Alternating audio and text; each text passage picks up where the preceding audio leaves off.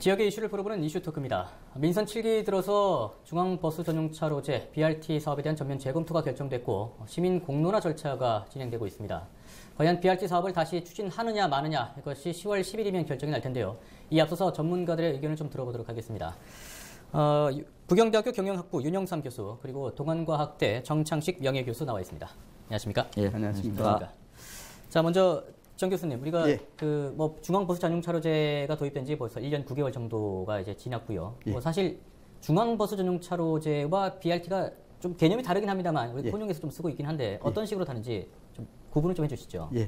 그 중앙차로제는 그 버스가 그 유럽 같은 데는 전부 제일 갓길에 버스 앤드 택시 라이더 해가 쓰고 있고 우리나라만 1차선을 중앙 전용 버스 차로제로 쓰고 있는데 BRT 하게 되면 이건 뭐냐 하면 강력한 직행 시내 버스를 운영하는 그런 소위 말해서 빠른 편리한 버스의 개념으로 이 시스템 자체가 빠르게 이 정류장을 축소해서 빨리 가는 쪽으로 가는 것을 BRT를 중앙차로제하고 혼돈을 쓰고 있습니다. 원래는 이제 서로 완전히 다른 개념이라고 완전히 다릅니다. 예를 들어서 뭐 이 레피드 시스템이 돼갖고 버스가 빠른 어떤 시스템에 대한 거를 BRT라 하거든요. 세계에서 1차선을 이렇게 정류장을 만들라고 쓰는 것은 서울뿐입니다. 알겠습니다. 일단 뭐 개념에 대한 정 교수님은 어떻습니까? 어떤 견해를 갖고 계시는지요? 이 버스 중앙차로제를 한다면은 부산의 어떤 매력이나 경제 활동이 그 위축돼서 다 떠나는 그런 도시로 될 수가 있습니다.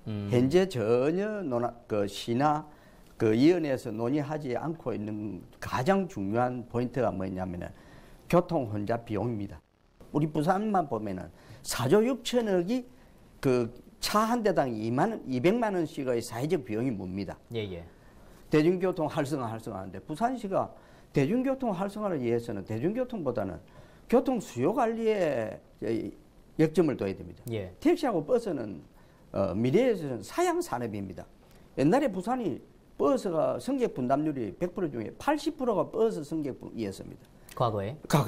지금은 19%입니다. 20명에 불과한데 이걸 대중교통 해가지고 1차선을 내준다는 건 말이 안 되는 것이요.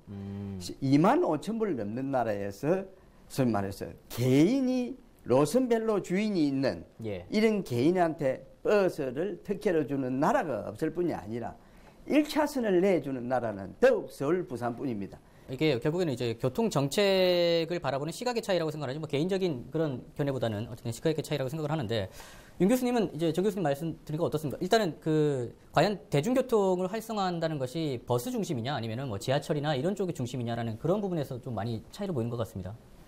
좀 많은 불만들이 나왔거든요. 이런 부분도 같이 교통 정책에 좀 놓고 봐야 되지 않을까요? 그렇습니다. 이 거대 도시에서는요. 부산은 싱가포르나 핀란드 국가하고 맞먹는 인구를 가지고 있습니다. 교통 인구가 400만이면은. 이 한 차선에 도시에서는 700대 이상 지나가야 경제성이 있는 것입니다. 고속도로는 1200대에서 1500대가 지나가는데요. 근데 지금 우리 지금 운행하고 있는 데는 노선 4개 업체만 지나가는데요. 시간당 5, 60대를 갖고 버스 전용 차로제를 한다면 세계의 교통학자들이나 교통학회 사람들이 웃고 있어요. 버스 정류장은 600m에 부산은 700m 사이의 평균 거리를 가지고 있습니다. 간선도로에서 우리 경찰청 기준에는 2km마다 횡단보도를 한 개씩 하게 돼 있거든요. 그런데 이 600m나 700m마다 횡단보도가 다 만들어지면요. 8차선을 우리가 무단 횡단을 하려면 불가능합니다. 그러나 2차선 무단 횡단은 유혹을 받거든요. 서울만 해도 안전사고가 33%가 늘어났고요. 부산만 해도 사망사고나 교통사고가 전변 늘어나고 있거든요. 소위 말해서 그거 안 하면 될 거 아니냐. 그것보다는 먼저 이런 거를 하려면은 지금 작년에만 해도 1,300억을 시민 예산을 준공연계 한다고 대해줬습니다. 그러니까 장모도 등록하고 장인어른도 등록하고 천안도 등록해서 그 물건을 받아가고 있지 않습니까? 이 시민 세금이 어느 개인한테 돈이 들어가는데 그걸 1차선까지 내준다는 것은 이거는 세계적으로 웃음거리가 되고요. 만일에 이것이 위원회가 통과된다면은 우리 부산의 이제 이 교통의 매력은 완전히 떨어지고 경제 가치나 이런 것들이 이제 그 혼잡 비용 때문에 5조가 넘을 겁니다. 지금 그 공론화위원회가 이제 활동을 하고 있고 그리고 이거를 결정해서 시장님의 그 결심을 가져올 만한 그런 위원회가 아니라고 봅니다. 관계성이 없다는 말씀이죠? 왜 그러냐 하면은 몇 번의 토론과 1박 2일만의 그 결정을 갖고 이 복잡한 교통 수요 관리에 대한 것이나 버스 전용 차로에 대해서 근본적으로 결정할 수 없는 것이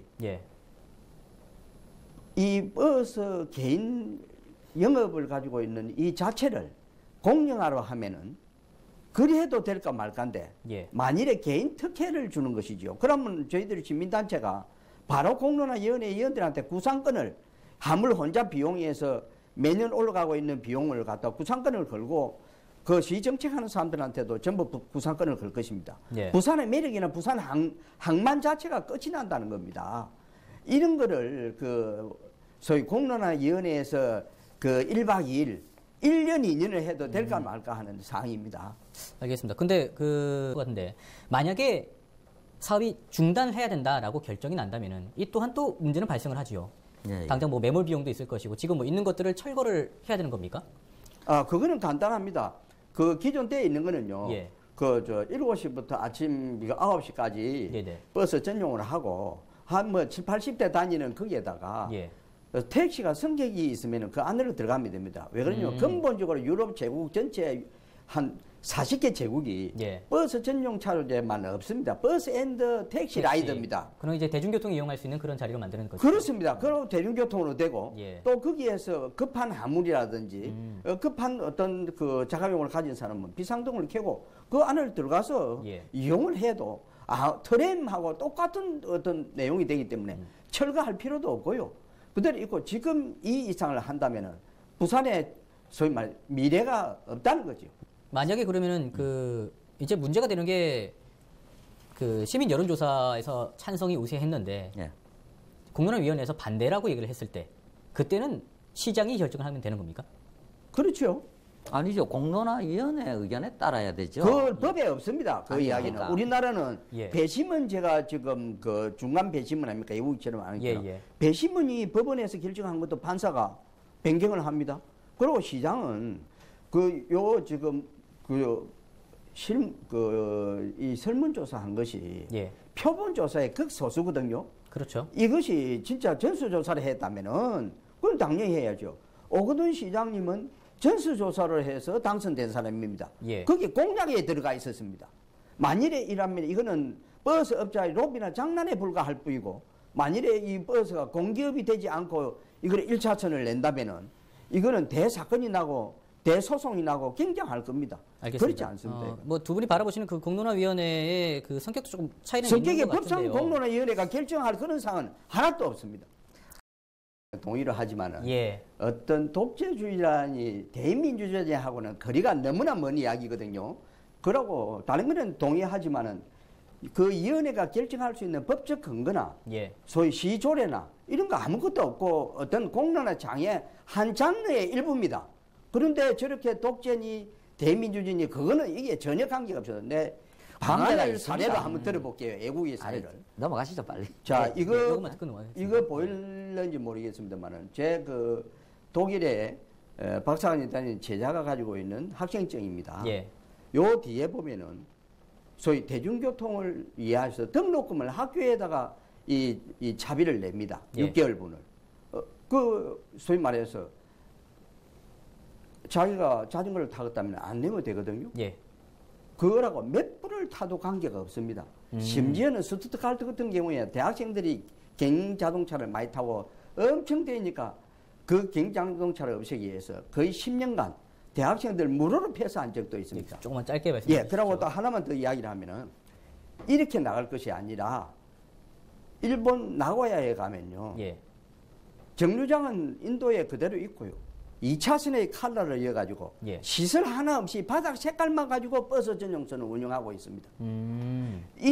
그래 하면은 좌회전도 전혀 문제가 없고 예. 어떤 교통사고도 그 버스 전용차로 때문에 난 것도 없고 또 1차선에서 3차선을 가는 그 버스 그 전용차로제에 그 트램처럼 마음대로 건너 다닙니다.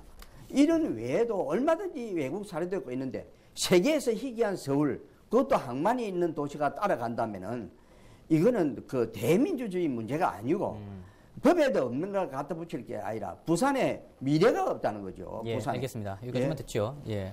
뭐 이미 시간이 좀 많이 오버돼가지고 저희가 이건 좀 한 과제에서 예, 좀 많이 해야 될 것 같고요. 예. 마지막으로 이제 두 분께 그 좀 질문 좀 드리도록 하겠습니다. 어쨌든 대중교통 정책에 대해서는 수년 동안 어쩌면은 뭐 과거부터 항상 논란이 되었던 문제고요. 특히 그렇죠. 이번 그 BRT 사업을 추진하면서 더 좀 촉발되지 않았나 싶은데 앞으로 부산시의 이 대중교통 정책 어느 쪽으로 좀 진행돼야 된다고 보시는지? 아까 말씀대로 버스가 대중교통 정책이 아니고 바로 예. 어떤 것이 대중교통 정책이냐 하면요. 대중교통 전체 전반적인 기능을 다 살리는 것이 대중교통이지.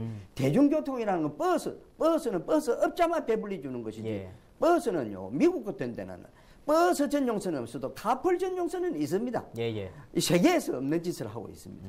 알겠습니다. 좋습니다. 두 분이 뭐 그동안 말씀해 오신 것 다 뭐 틀린 말씀은 없다고 보고요. 그리고 예. 그만큼 좀 이제 바라보는 견해 차이라고 생각을 합니다. 어쨌든 오는 10일에 이제 공론화위원회 최종 결정이 나올 예정인데 어떤 식으로 결론이 나든 사실 논란의 여지는 역시나 좀 있을 것 같고요. 그걸 놓고 또 우리 부산 시민들이 좀 집단지성을 발휘해서 좀 발전적인 그런 방향성을 같이 좀 고민해봤으면 좋겠습니다. 네, 이슈토크 여기서 마치겠습니다.